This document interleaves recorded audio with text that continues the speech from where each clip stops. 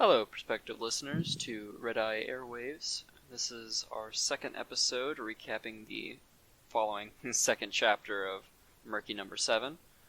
I am your host, Vex Tosca, followed by one of my co-hosts, Kairos. I mean, you just did my introduction. And my other co-host, Yalsarian. Howdy. You know, you could just throw the names out. That's too much work. We've been delayed for a few weeks because important life stuff takes precedence over horse words. Unfortunately. That's debatable. We've finally gotten around to it. We've read the second chapter. In fact, we read it weeks ago. We just haven't been able to talk about it till now. As bouncy as we are. Wow. So in chapter number 2... Hold on, though. I have a thing to, say. Yeah. Last time we discovered that I had been reading a different version of Murky. Oh, yeah. Because, you guys have the re-edited version, the book form. And basically, we asked the author, Fuzzy, if the edited version will be uploaded to FilmFiction, and he has not uploaded it because, and I quote, "Filmfic is being a very silly Billy and is not retaining format." So it's gonna take him a while. Yep. He said he will have it up in a bit, and when he does, he'll toss us the link. So it's very nice on his part. Very, very nice. Now, of course, I made the big mistake of telling him we were doing this, so now there's the possibility that he's actually listening to these, and that's a very scary thought. Very. So at every single chance we should roast Murky Number 7 as hard as possible. I don't think you want to invite that much pain on yourself. Given that this is the Amateur Brony Book Club, like, I don't think we're going to be doing nearly as much roasting as getting roasted if you want to start that fight. Additionally, I did talk to Fuzzy about one of the questions that we had last episode about what a thing that happened or what it was. The big thing that popped up out of the barn. In nobody remembered. Yep. In chapter 1, that was a alicorn that Pip was fighting in chapter 26 in Philadelphia. Okay. He did say he didn't want to tip the hand. That's exactly what it was. So it was only like just the slightest of references because he doesn't want to have alicorns pop up in Murky that soon. Given that maybe they do pop up later on. And besides that, like, it would make sense that it's just hearsay from the other slaves and or slavers that the barn exploded. But now I'm going to have to reread Fallout Equestria because I don't remember any of that. Story of my life.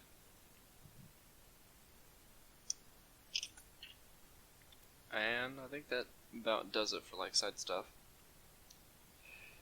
For the chapter, we've got a bit to dig into. Start off at the very beginning. Murky listens to a few more, or another DJ Pwn 3 podcast.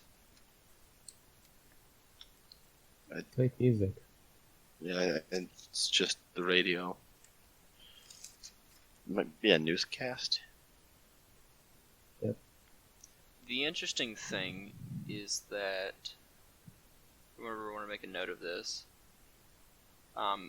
So, not sure how many other ponies besides Murky are actively listening to them, but at least DJ Pwn 3 at this point in the story is taking a notice to Little Pip just rolling around in Philadelphia, and has started to broadcast for the slaves there.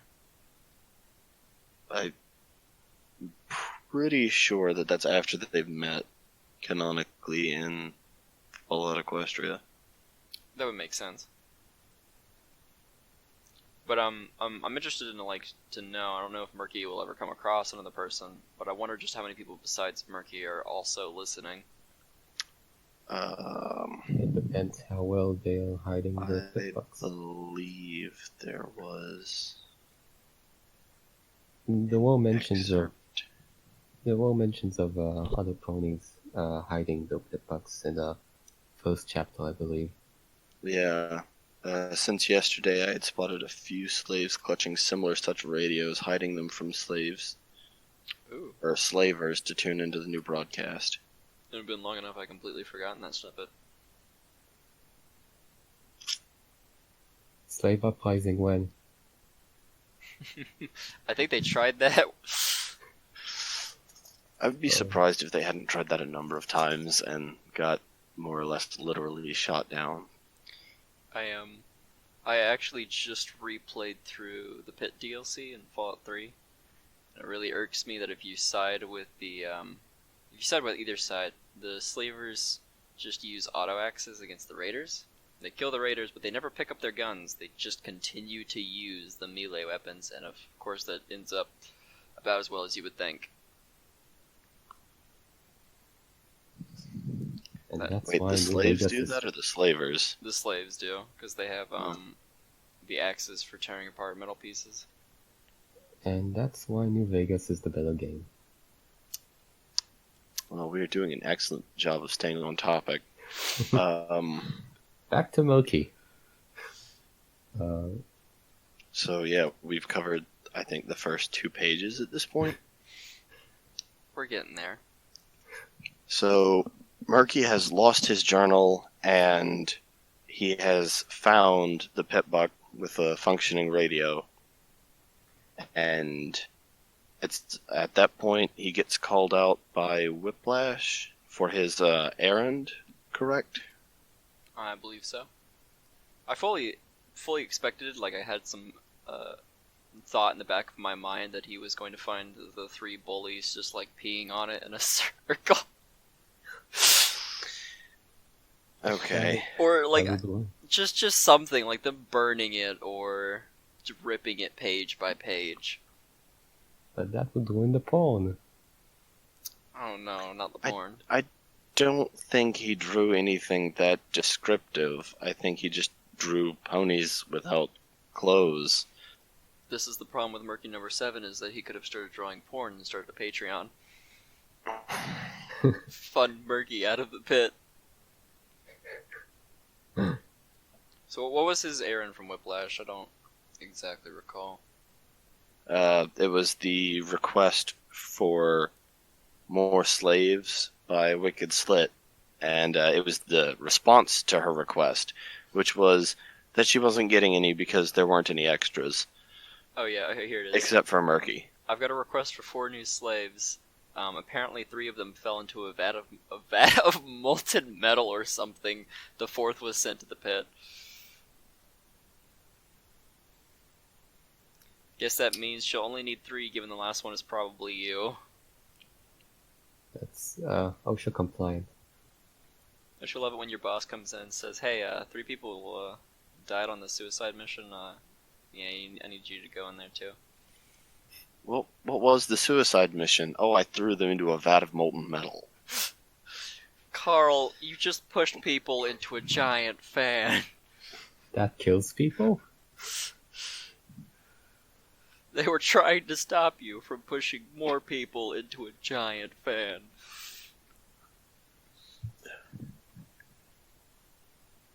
Is Redeye less trying to build society and more trying to get a high score for number of slaves killed? I think that's just a side effect of building any actual civilization. Well, why not both? I mean, he can shoot for high score. Griffins have been asking questions lately about whether or not this 100-foot tall molten golden replica of Little Pip truly is rebuilding society, but Redeye keeps assuring us it is. It inspires morale. Why would he build her statues? I mean, wouldn't you build her statues? Never mind. I was just hoping you had like a more insightful thought there. I don't have any insightful thoughts. Okay, I will make a note of that. That, that's So- that's a turn to Murky. So he goes to Yeah. Wicked Slip, and he Actually, there is a footnote before that. He now has free range over the fun farm, as he is permitted to leave. So he stops by the hideout of the gang, and I think he picks up a few names, but more importantly, he picks up what happened to his journal, which is that they took it and they sold it at the slave market, which is the first time that he ever learns about the slave market.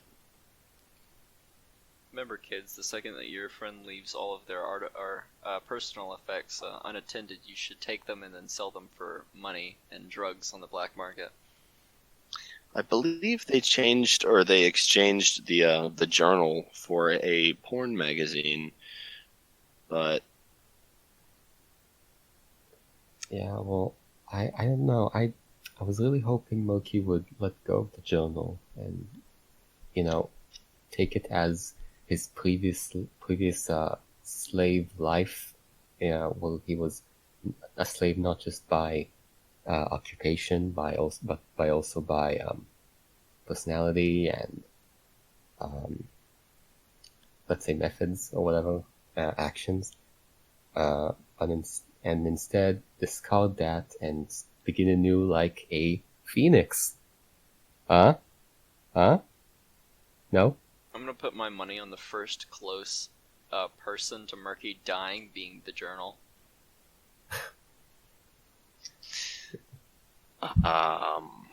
Yes, I was really hoping that he would, try to fight his way out instead of recouping what he had lost.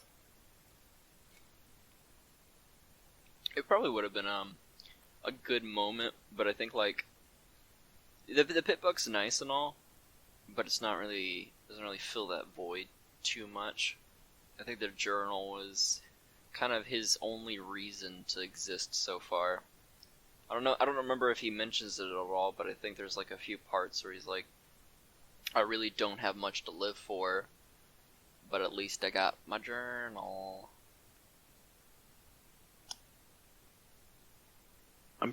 pretty sure it was more of like a respite or an outlet for him for his frustrations and fears. So it was a coping mechanism for all the stress of his life. So that's why he draws a lot of mares.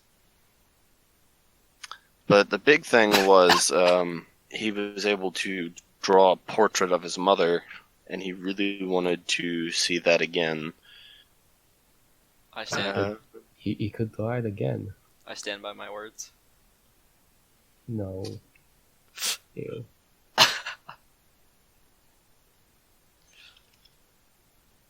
But Anyway, he he went into the sewers to hide from the gang.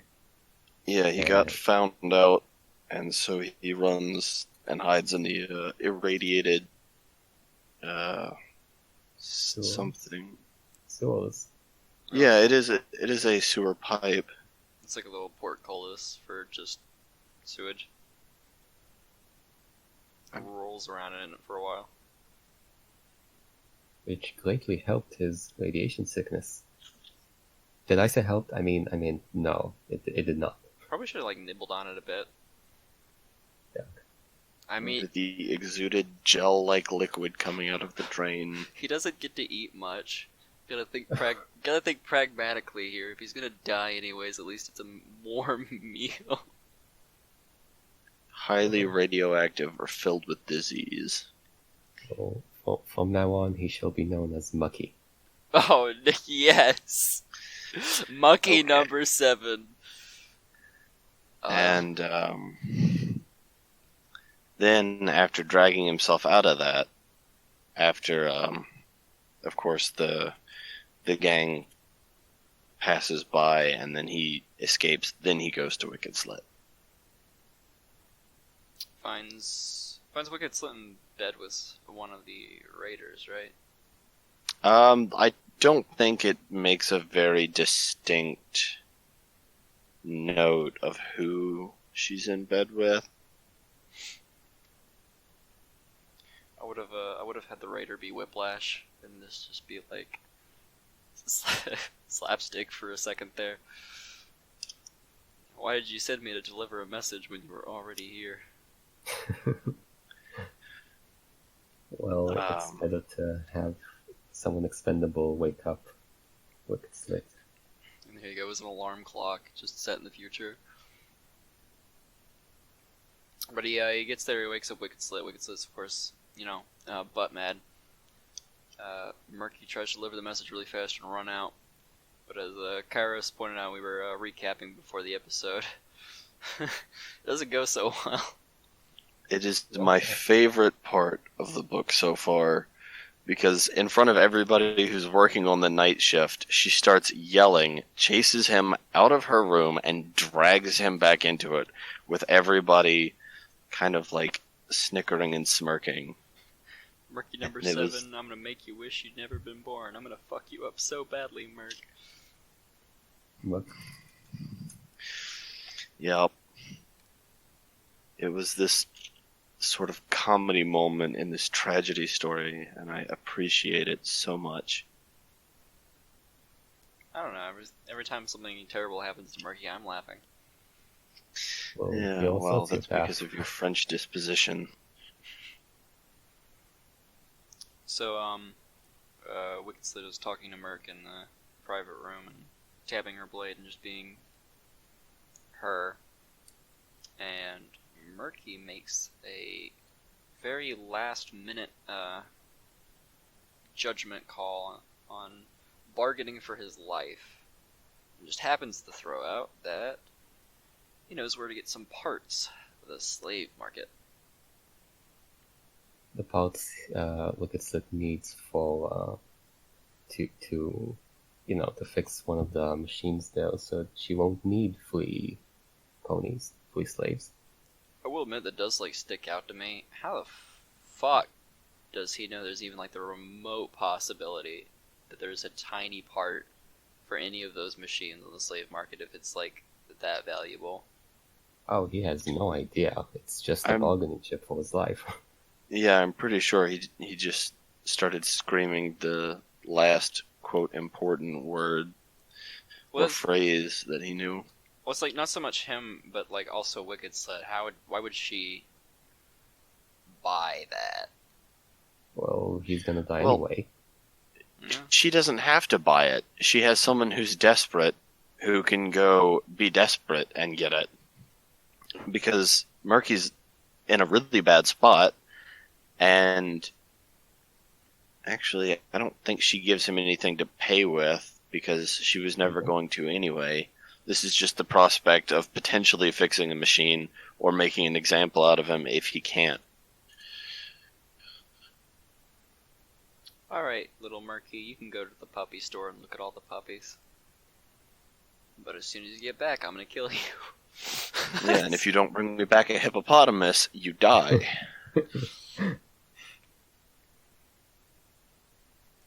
It's not impossible that he'll succeed, but it's highly unlikely. And she wins either way. Now, we talk about the good part here is when Murky's leaving. He says, "I really like your mane. I believe this indicates that the Wicked Slit Murky ship is in fact verifiably canon." Or it's just a random reference to I season 2. really appreciate this entire section, just because the discourse between the two of them is absolutely hysterical, and it's a good break from everything falling apart. And everything will continue to fall apart. That's what they say when you're writing a more sad piece of fiction, is that you do need something to break up the sadness, because otherwise it just gets too overbearing. I would say it's artfully done because it takes advantage of Murky's fumbling nature. It's also subverting expectations. My expectations have been properly subverted. Yeah, I will leave that to you then. So off to the black market he goes. I'm gonna see if I can find any Wicked Slit murky like ship art. I'm gonna send it to Fuzzy. Well, So he goes to the black market, and the black market is basically just this little shanty town inside the airport, if I remember. Yeah, it is the entire airport. What is the building called? it's called a complex. It's gonna bother me. The Rusty Hoof. Anyway, he actually does a little bit of sort of clever work subverting the guards at the entrance. Not the actual slaver guards, who really don't care that somebody's wandering in late, but the slaves who work with the market, who try to take a toll, and he tells them that to pay the toll, and he'll just have to go back and report to Wicked Slit that he was barred access, and he actually gets them to name each other, so that way he can report their names and freak them out. Surprised they don't just kill him. Well, they're too scared of Wicked. Yeah. So quite clever of him, but they were very, very stupid. I have no idea how they survived so long. What is it? A lot of feudal systems, the tax collectors were handpicked from the villages because it's somebody who needs the money and will take the job, but it's also somebody who knows every other villager and will be best effective at getting the money out of them. So this is kind of like the same situation where even slaves are profiting off of each other, and like they're feasting on their own. Cannibalizing even. Maybe not literally. Though we never know. Kind of what's happening with the bullies too. It's like, even in the worst of situations, people will still fight just to have the slightest edge over each other. Just to feel better about themselves. Yeah, like they hide really nice journals inside their little sties that only their tiny bodies can fit into. I feel like this is an injustice. Yeah, everyone should share. That's very unfair. I heard there were great lines. Yeah. I like scrolling through this. Stop it, Kosh, you blabbering idiot. So many good moments where you just kind of like bust out laughing.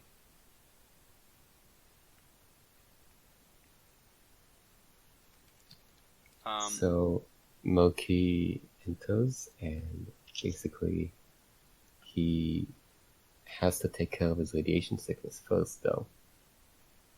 So he heads off to a medical pony at the other end of the market. And what was the name again? That would be Artery. Artery. Great name. I want to call him Jugular.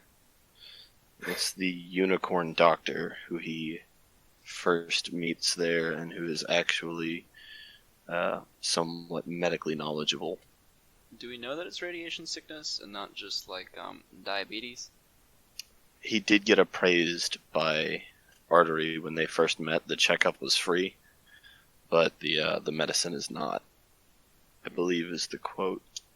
Isn't that how diabetes works? Not entirely. I think that's an interesting bit because, like, I don't think they show that in Fall Equestria at all, or at least not much. That if he isn't bullshitting, and I feel like Artery was a little bit bullshitting, maybe, but just like instantly being able to detect with magic the sickness inside of a pony, not something that's really touched upon. Well, they have pip bucks usually, which have that sort of magical matrix thing that allows you to figure out something Well, on the well. did he use a pickpocket? No, I he has don't his think own he magic. did. But That sort of magic does exist. one minor note that I think we've been overlooking is that a lot of Murky's symptoms and his conditions have visible symptoms. This Yeah. tiny little scrabby green piece of shit covered in like just dried He's covered muck in radiation sores and rolls in and paint is like, poisoning. "Hey doc, what's wrong with me?" You're like, "Oh god, get it away from me." And you would probably be able to hear him wheezing and coughing from the irradiated lung sickness, which is no doubt fairly common, and Artery would have seen it many times before. It's like the thing crawled out of the sewers. It named itself Murky. I'd be terrified. I'd say, shoot it now. And then, of course, the visible cuts and bruises. The sprained front leg may be a little bit less visible, and the bruised ribs, of course, he would. Well, I guess he would have to magically appraise that too because of the jerkin. I like to think the scars on the outside don't matter. It's the scars on the inside. Mostly in the lungs.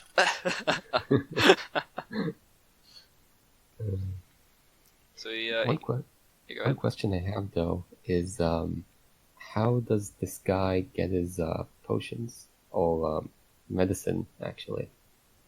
Or where does he get it from? Probably unicorn blood. Yeah, but you know, medics, Ladaway, all that good stuff. Where did he get it from? Unicorn tears, unicorn pee. It's all magical.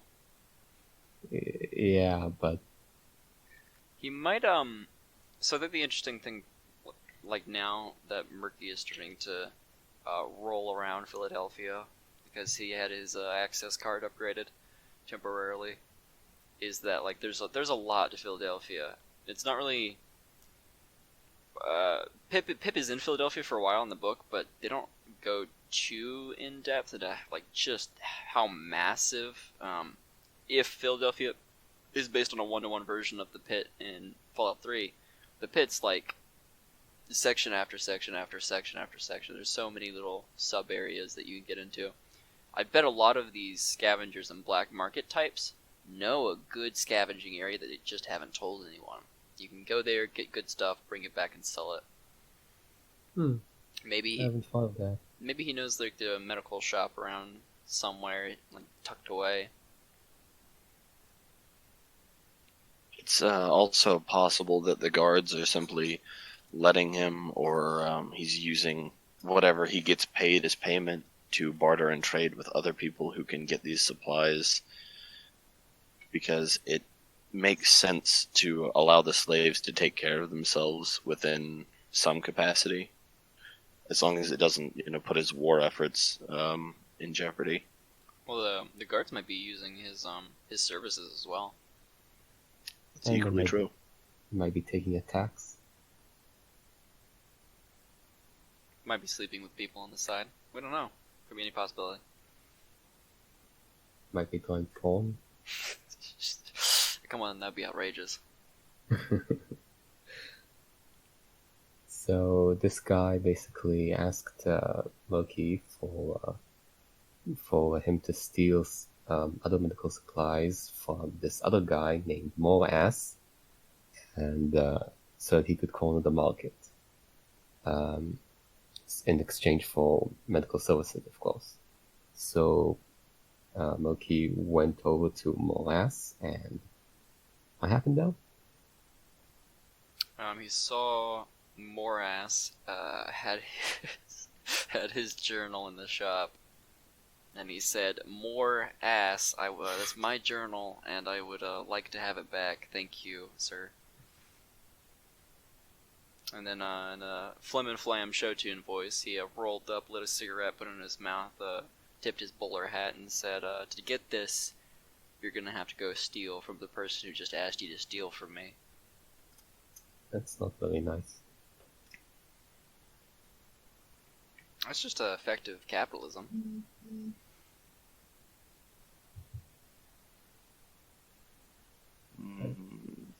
Well, it's having to say, but I forgot what it was. So. Probably just more ass, but like pronounced even louder. Yes.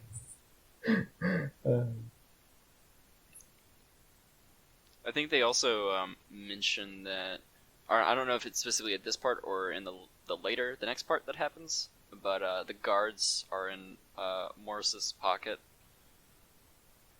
I believe they make a note of that when Murky is originally fussing about the journal, because he causes a little bit of a commotion, and that gets their attention. I happen to glance at him. Do we have to break his legs again? They say. How many times do we have to teach you this lesson, young man?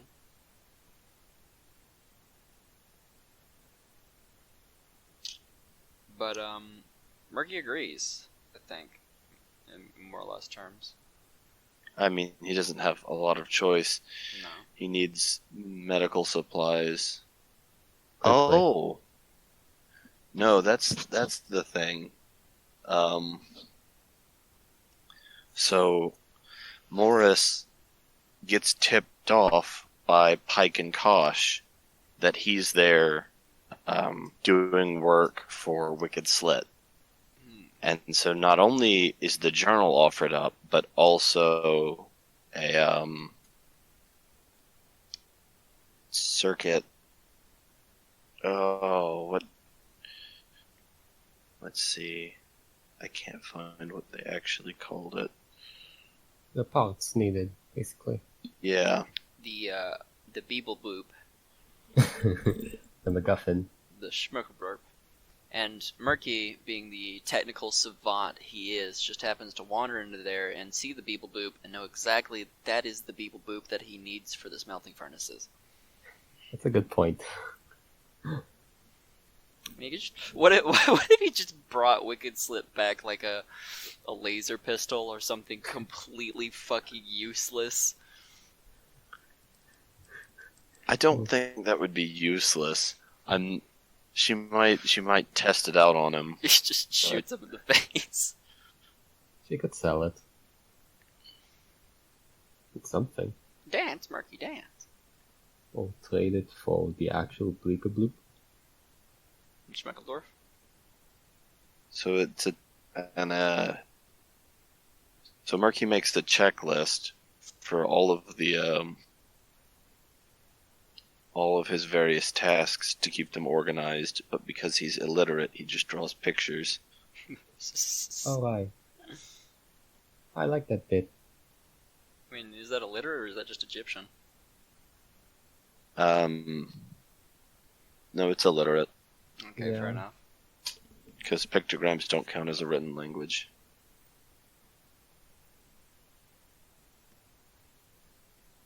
Can Murky write his own name? Probably not. I think he just do himself. With clothes. So he needs the journal, and he needs medical supplies, and he sees the three bullies step into the black market. And he basically comes up with a terrible, terrible plan. Book Plan being... What? book should be renamed Murky's Terrible Plans. I mean, this is the first time he's actually thought for himself. And he True. doesn't have an education, and he's never had free will and or choice before, so Him making a can't plan is expect actually... him to do too well. Yeah, but him making a plan is a very, very good step forward. Considering, previously all he did was cry and draw whatever happened to him. I mean, It- He gets Well, don't- food. He has a job. He has housing. I don't understand why Murky's complaining about his current situation. And let's not forget, Murky has been doing the thing that Murky's been doing the most of, which is taking orders. He has been obediently serving and dutifully fulfilling every request. Incoming mortar. So the plan was basically this. He wanted the three bullies to distract the guards and orderly, the medical pony from before, while Murky goes on and steals his entire medical supply. And his actual plan was to basically give off some extras over to the bullies so they won't kill him later, and take some of the other extra supplies to heal himself, and then pay for the journal.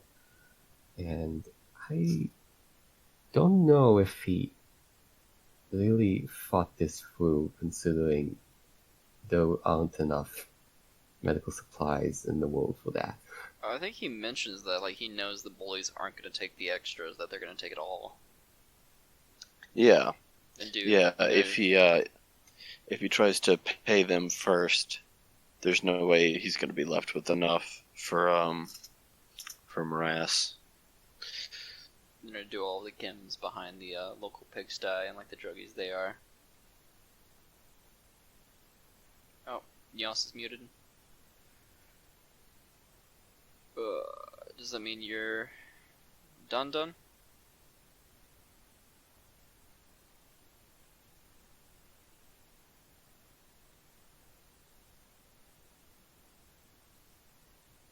Okay. We'll just keep talking then about my random inane jokes. Yeah, you can always edit and fix it in post.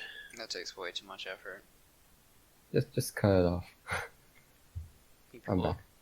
people think I care about putting time into the things that I do. Why bother with a quality product, right?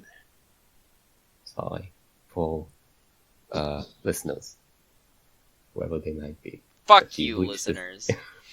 If you've reached this point, Yeah, don't both understand of you. why.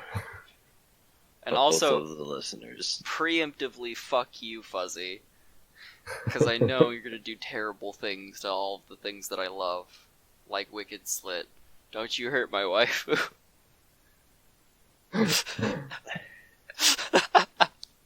I somehow don't think that she is particularly in danger. You promise? I mean, I could be surprised, but Watch I'm... when I said earlier my money being on the journal dying, watch it like last all the way to the end of the book.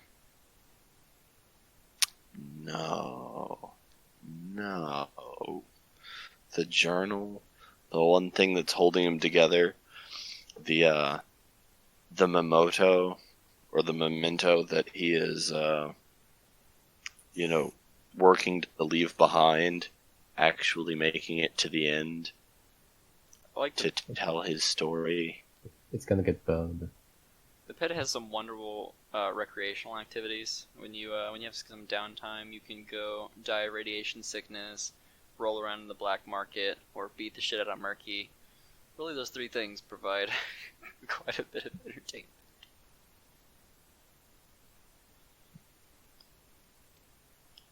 So where were we? So what about Murky doing something? Yeah. Story of the book. So, Murky sets up the distraction with the gang members who were, at this point, out to kill him in order to give them drugs. And they go through with it. They tell him that, they're going to kind of carve it out of him when they're done, but if they get their drugs, maybe he'll be alive. Oh, that's a plus. And so they go and they start a big brawl in the middle of the sort of the square area in front of the quote markets. And when they do, guards and slaves and everybody else kind of gets caught into the mix. And so a handful of, I guess, more important people or more severely injured start getting dragged in Artery's direction. At which point, Murky kind of grabs the bag and runs. I think he gets to count in before he leaves, and it is exactly 10 items, which is what Morris wanted. I call 15. That is one thing. When a horse kicks another horse, that horse is usually fucking dead. It depends. They kick each other a lot, but... Any, like, headshot, though, dead. Well, yeah. I feel like a lot more people, or, I'm sorry, ponies, should be dead or due. Well, these aren't horses, these are ponies. Ah, you got me there. The radiation And, When Applejack can buck a tree and every single apple will fall from it. Like, somebody worked out the math and it's an insane amount of force. well, who's to say that those trees, you know, are as hardy as the trees that they used for their calculation? But another thing is, in Fallout Equestria, you have a lot of, like, sort of punches going, which would be with the front set of legs, which are considerably weaker than the back set. Like, the kick from a buck is a lot more severe than sort of, like, rearing up and swatting somebody. Now, that would still be enough to kill a person, but not necessarily another horse. If you pour a healing potion on a dead rat, will it, like, stitch the flesh back together? I don't think it don't works know. like that. If you force feed a healing potion to a dead rat, will it stitch the flesh back together? No. I think it has, well, in my opinion, it's connected to the life inside the thing, the animal, you know, like the soul. So If we there's nothing for it to interact with. If we dip Murky into a big vat of healing potion, will it fix him? Maybe. No, it is not a Lazarus pit. If we drown him in a big vat of healing potion, will it make him alive? What is the, it's not healing potion, it's the other stuff. The FEV? Hydra. No? No, it's whatever made the alicorns. You could just soak him in that. That'll work. Taint? Taint. I mean, that's what they renamed it to, but the, and I'm not sure if that's the actual version or if that's a radiation-tainted version. No, I think Taint is the FEV virus. So if an alicorn sits on Murky... Okay, I don't know where you're going on with this anymore. We're Going with the word Taint. we're working out science experiments. Anyway, He You Find sure out. you're against editing this? he steals 15 items. Is it 15? I believe it's 15. It's probably 7. I thought it was Yeah. 10, but it might... Because I thought it was 5 of each, Well, but it might be 15. he's uneducated. He probably can't count. So, Alright. He's got 2 dropped hooves off to the count on. bag. You can count up to 2 at the very least. One too many lots. Buzz. Sorry. You're good. Steals the stuff, goes back to Morass, and then I don't remember exactly how, but he manages to swipe the book and the piece of Some tech. bugs. Wait, right. wait. Does he turn the drugs on? I recall he got Pardon? the book, the device, and some drugs. Okay, hang on. I don't know what you're talking about. He did get the device and the book, because that was the 15. It was 10 for the journal and 5 for the crystal circuit. Bleep bloop. The laser pistol. And then, what are you asking? So he gives the medicine back, and then he swipes the medicine again. Yeah, I think he steals it. Yeah, he's left sitting in the back of Morris's shop,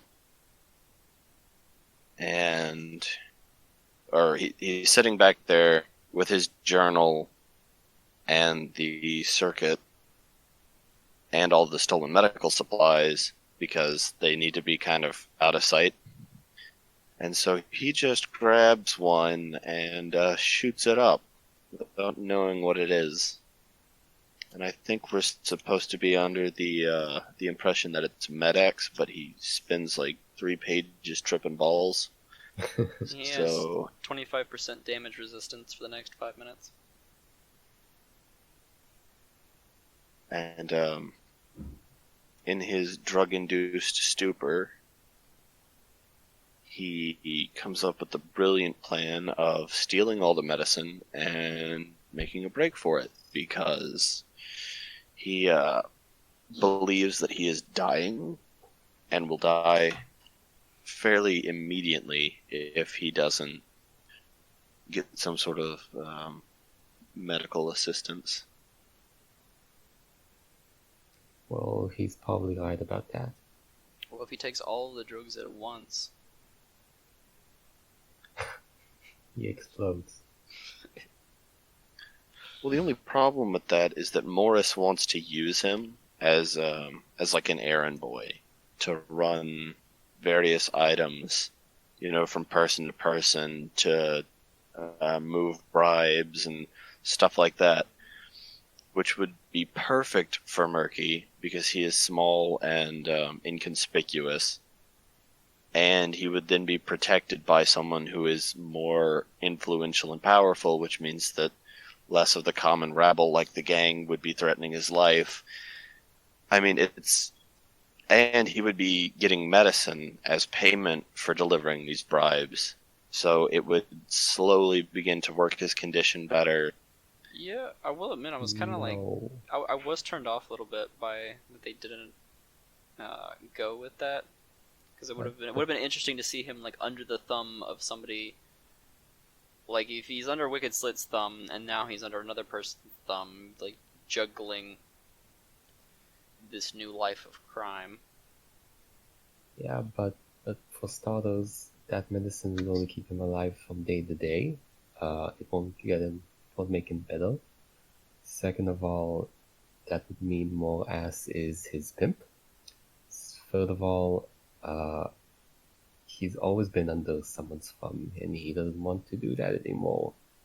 Alright, Hopefully. I have a carefully constructed reply to that, and that is I ship it. Okay, well, I don't get that, but The next part, Is the bug flu. swipes some medicine and runs away.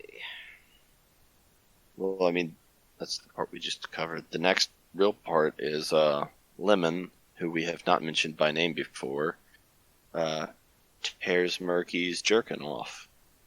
What is which it? I think dumps out all of his items. Yep, It's- it does. Lemon, Noose, and And that other one that didn't get a name for some odd half a chapter, so I don't remember it. then tear off his jerkin, and we Did he see ever get a name? the title of the previous 2 chapters. One of them is Every Pair of Wings. It's inscribed on his chest, and the other one is also wing related, which is Flying Without Wings. And then the big reveal. The entire crowd says those are some nice tattoos, Murky. The point Huh? being that he is a Pegasus, which Honestly, I means was that I was- nobody likes him anymore. I don't think because anybody they loved liked him so much before. Yeah. Honestly, I really was surprised, even though I've seen lots of fan art, which I promptly forgot about. I had gaslighted Oh. myself because I've seen him with wings before, so this entire time I've just been thinking of him having wings. And then it revealed it, and I'm like, wait a minute, why is that a reveal? I'm like, oh, because I'm not supposed to know that.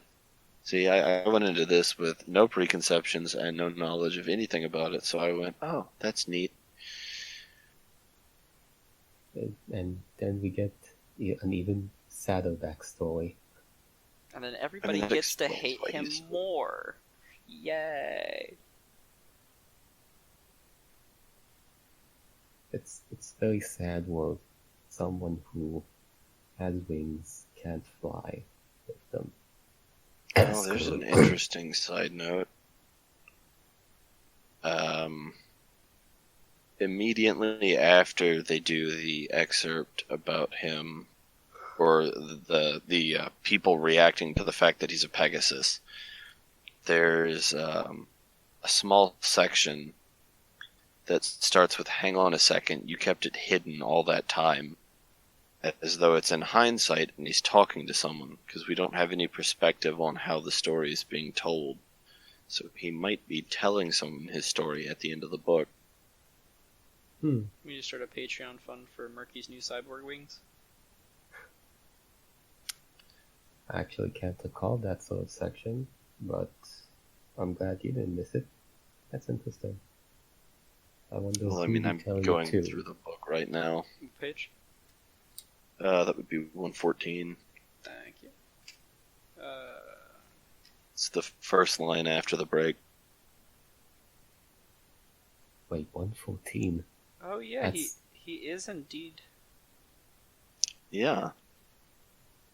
Hold on, 114? That's for for almost 2 chapters? How long is that book?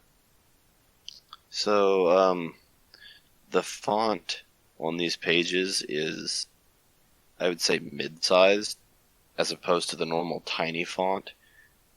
And the pages themselves are not that big.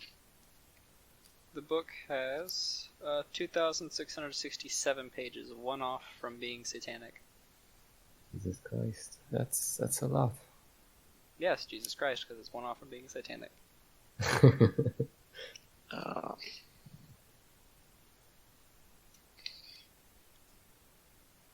I didn't realize that.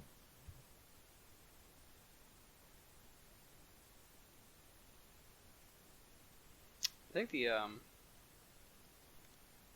should come up with a good theme song for Murky, because I hear Cage the Elephant, No Rest for the Wicked, but in like somebody really wimpy singing it in a very tiny squeaky voice. Also crying in the middle, sobbing. Man, I really liked Cage the Elephant's new song, but that 2-minute bit in the middle where it was just constant sobbing, I'm like, I don't know about that. It really spoke to my soul. They're getting real experimental with their music.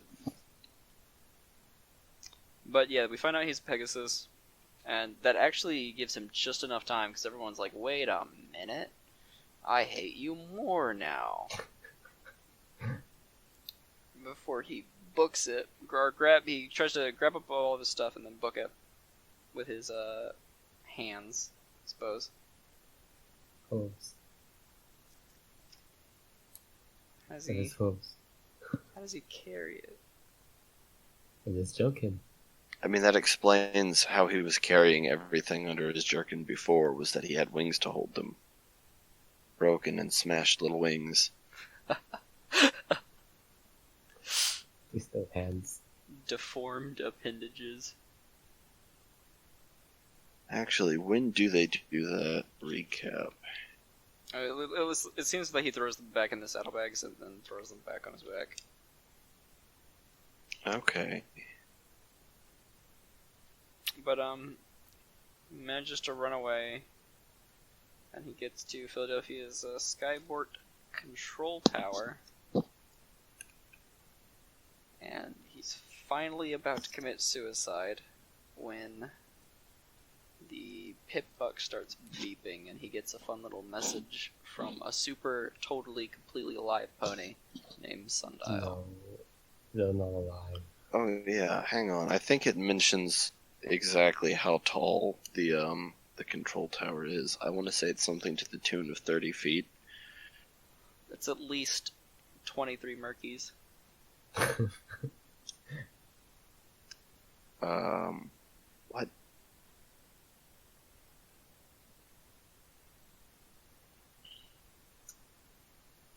But yeah, he gets the audio diary from Sundial. That was one thing in Fallout Equestria that made me really sad, was all of the poignant snippets of the past. I hope there are more of these. Because I think, Yeah. like, maybe Sundial loaded the Pitbuck with just logs and they're going to play throughout the story. I hope so. I like the sort of stories they have. And how they basically, well, the consequences of those stories 200 years into the future. Very interesting. It was 30 feet. That's not very high. No, the best part about that is he would have just been even more broken and maimed. It probably would have killed him given his condition, but it would have been a slower and more painful death. Could drag his way back to the top and then jump again. I don't know if that would work. So he finds the log by Sundial, decides not to jump, returns to Wicked Slit, gives back the bleep bloop. Yes. Bleep bloop acquired. And then what happened? So, after that, he gets sent back to the fun farm, where the now drugless gang is waiting for him, and Whiplash is waiting for him. Gonna beat him up Or so actually, badly. I think Whiplash is like having an argument with a griffin when he gets back. Yeah. They basically need a single slave or something unknown for the master. The master being Mr. Remind me his name? Shackles? Iron Shackles, something like that? Shackles. That's what I think it is, I don't remember. Yeah, Chainlink Shackles. There you go. Make an educated guess about a raider name and you're like, bam. Stern's Griffin is looking for slaves for Protege. That's the only name. I'm not sure if that's his name or not, but apparently,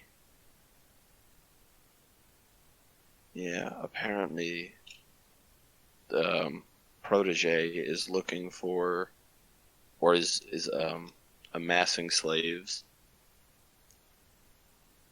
Mister, I don't like the look of that giant fan. Don't worry, kids, for a good cause. And then Chainlink Shackles shows up, demanding a slave. And the one selected is Murky. So he should be grateful for that. Doesn't the gang, like, kind of harass him a little bit and Chainlink destroys one of them? Yeah, let's... gets crushed.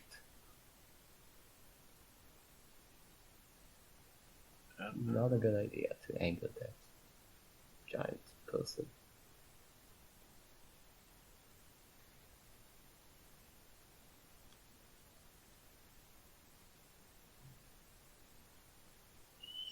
So, personally, I like that Murky started taking agency over his life, but he has made some terrible decisions. And I was mildly disappointed he still went after the diary, the journal, whatever, instead of fighting to better himself and find a way to escape. What do you guys think? I'm genuinely surprised there are 2,500 more pages of this, because the second that Murky gets a gun, I just know that's a 50-50 chance of him shooting himself. So, I don't think he's going to get a gun. I'm not 100% convinced the that he will have... entire book, no gun? Not Well- anytime soon. Oh, okay. Eventually. I mean, I was trying to make a statement about pacing, but I'll give up. The second Murky gets a gun, your actions have consequences.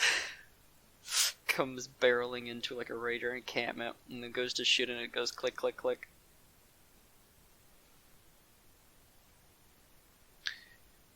Anyway, the chapter is summated with Murky deciding that he is going to plan and execute his escape the next day before he is sent to Chainlink Shackles Oh, I'm area.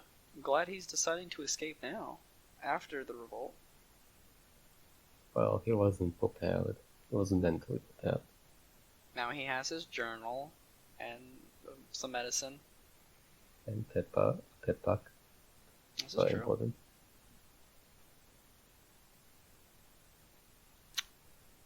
So I'm curious to see what happens with this shackle guy, and hopefully it'll be better than the fetch quest we just led. This is a bit of a meme question, but I'm asking it seriously. Does having a Pip Boy or a Pip-Buck on, do you think it gives your arm like any extra heft for like punches? I think Not so. enough to really count. Do you think you could hit someone with it? I Is it- think so. It's 'cause supposed to be He's pretty. very. It's supposed to be a very sturdy piece of technology. I Very will. hardy, indestructible. I will be interested in the first like fight he gets into, because right now he's just been able to run away from most of his problems. I wonder if he's ever gonna like legitimately have to fight something, and can't just run Right. away from it. Hey, running away from problems is one way to deal with them. I'm sure that he will have to fight something at some point, but if he were to fight anything in his current condition, it would just kill him. Murky turns around and sees a rad roach and lifts his hoof into the air. Our battle will be legendary. The music No. kicks in the background as he starts wrestling with it for the next hour. I think He the more probably realistic, doesn't have the stamina to survive an hour-long fight. I Yeah, think the Red more Roach would win. the more realistic fight would be him lifting his hoof and then pushing it down, missing completely, and spraining his other hoof, The fir- and then just falling on the floor, crying and dying there. Murky At lifts. He lifts these feels. At least he tries. So that was Yas's thoughts. Kairos, what's your kind of like overall thoughts on the chapter? So, I enjoyed this chapter. It had a lot of flavor to it, with again the not whiplash, but the wicked slit dialogue towards the beginning.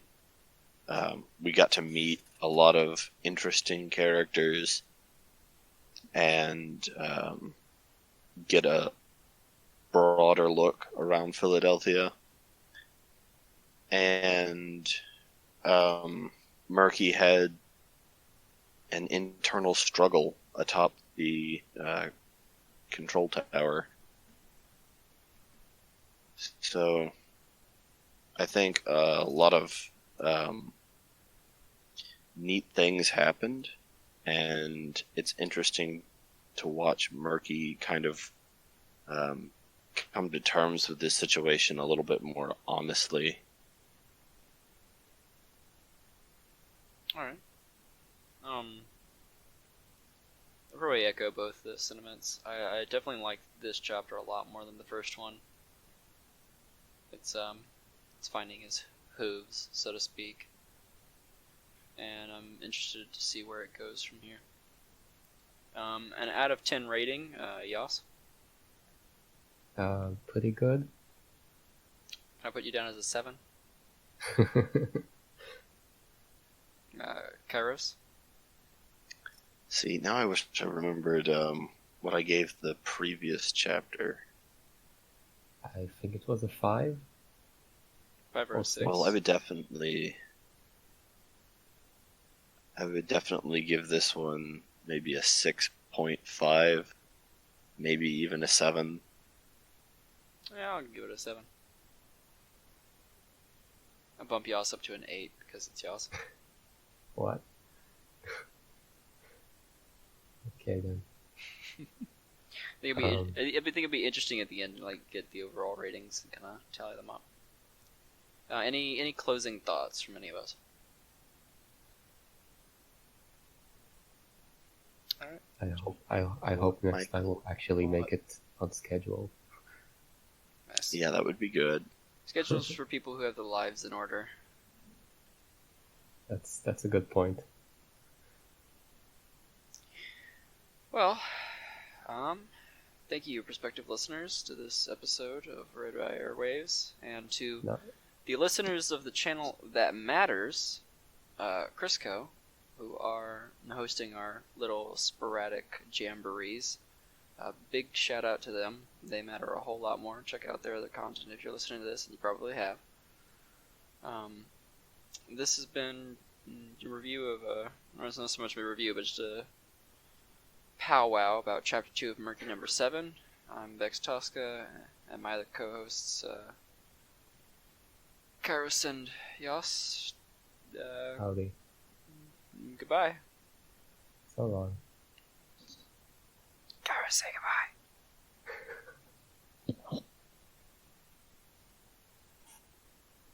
What? Say goodbye. Oh. Alright, that works, I suppose.